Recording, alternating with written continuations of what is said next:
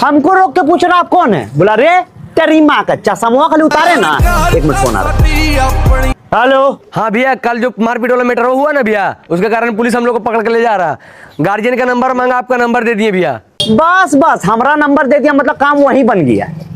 अब एक बार काम कर, मस्त आराम से चिल्ड पानी का बोतल खरीद, इत्मीनान से बैठ पी, हमारे 5 बड़े। भैया को टेलीनॉर का नया नंबर दिए तो जल्दी से। भैया ये कलकत्ता का टिकट दिए तो। हमको रोक के पूछ रहा आप कौन है? बोला रे तेरी माँ का चश्मा खाली उतारे ना। एक मिनट फोन आ रहा।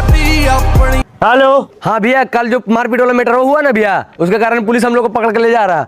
गार्जियन का नंबर मांगा, आपका नंबर दे दिए भैया। बस बस हमारा नंबर दे दिया, मतलब काम वहीं बन गया।